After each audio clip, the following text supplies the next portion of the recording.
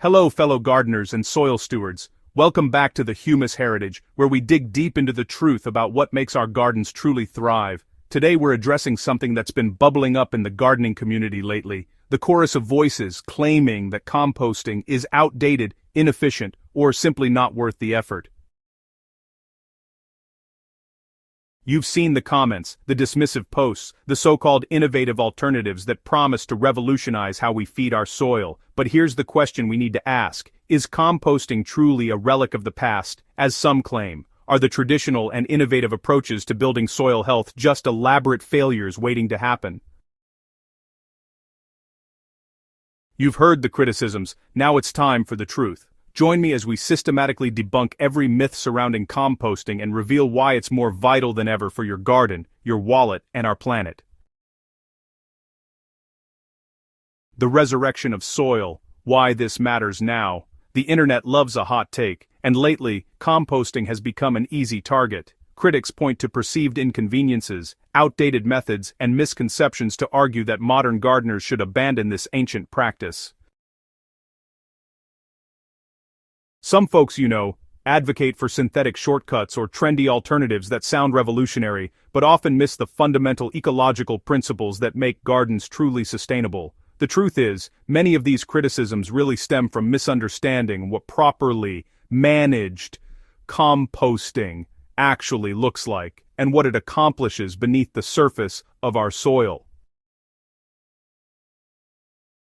What we're dealing with here isn't a problem with composting itself, it's a knowledge gap that, honestly, just needs filling. Dissecting the decay common critiques, deconstructed, so let's tackle the elephant in the garden head-on. The most persistent myth you'll encounter is that composting inevitably becomes a smelly, pest-attracting nightmare that turns your backyard into a hazard zone. So, critics love to share horror stories of rotting piles attracting rodents and creating unbearable odors that alienate neighbors and family members alike, but here's what they're not telling you. These problems are symptoms of mismanagement, not inherent flaws in the composting process itself. When you really understand the science behind decomposition, you realize that bad smells and pest problems are actually your compost pile's way of telling you something is out of balance. The reality is, it's actually pretty simple and scientifically sound. Foul odors occur when your pile lacks sufficient airflow and becomes dominated by anaerobic bacteria. Those are organisms that thrive without oxygen and produce ammonia and other unpleasant gases as byproducts. This usually happens when there's just too much moisture, an excess of nitrogen-rich green materials like fresh grass clippings and food scraps, and not enough carbon-rich brown materials like dried leaves, cardboard, or wood chips, or wood. So, the solution isn't to abandon composting, it's to create the right environment for aerobic decomposition. You see, a properly balanced pile with adequate browns, regular turning for oxygen circulation, and food scraps buried in the center rather than exposed on top will smell like rich earth, reminiscent of a forest floor after rain. This isn't wishful thinking or gardening folklore, it's basic microbiology at work. The pest attraction argument falls apart under similar scrutiny. Yes, meat, dairy, and oily foods will attract rodents and other unwanted visitors, but these items should never enter a home compost pile in the first place. When you stick to appropriate materials, like vegetable scraps, fruit peels, coffee grounds, yard waste, and paper products, and keep them properly buried within your pile, you actually create an environment that's simply not appealing to pests. The heat generated by active decomposition in a well-managed pile actually deters many creatures that, prefer cooler hiding spots. Another common criticism suggests that composting demands too much time and effort for busy modern gardeners, but honestly, this objection reveals a fundamental misunderstanding of just how flexible composting can be. The beauty of composting really lies in its adaptability to your lifestyle and your commitment level. If you're passionate and have the time to invest, hot composting, with regular turning, careful moisture monitoring, and balanced material ratios can actually produce finished compost in just a few months. However, if you're like most gardeners, juggling multiple responsibilities, cold composting offers an incredibly low-maintenance alternative. All you have to do is simply pile your appropriate organic materials in a designated spot and let nature do what it does best: break things down over time. Yes, it takes longer, sometimes a year or more, but the process requires virtually no intervention from you. The microorganisms, insects, and fungi work steadily without your supervision, transforming your kitchen and yard waste into valuable soil amendment while you focus on other aspects of life and gardening.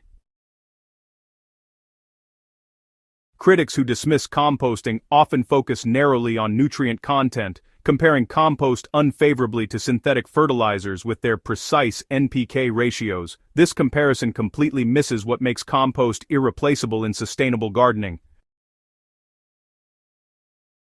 While synthetic fertilizers provide a quick nutrient hit that plants can immediately access, compost works at a deeper, more fundamental level to transform your soil's entire ecosystem. Perhaps the most short-sighted criticism of composting ignores its profound environmental benefits. When organic waste travels to landfills, it becomes part of a serious environmental problem. Food scraps and yard trimmings make up a substantial portion of what we send to landfills, taking up valuable space and creating management costs that taxpayers ultimately bear. In the oxygen-deprived environment of a landfill, organic materials undergo anaerobic decomposition that produces methane gas. This isn't just unpleasant, it's an environmental crisis. Methane is a greenhouse gas with heat-trapping capabilities far exceeding carbon dioxide, making it a significant contributor to climate change. Composting also plays a vital role in carbon sequestration. When you apply finished compost to your garden, you're taking carbon that would otherwise cycle back into the atmosphere and storing it in the ground where it benefits plant growth while staying out of the air. The critics have had their say, but the evidence speaks louder than skepticism.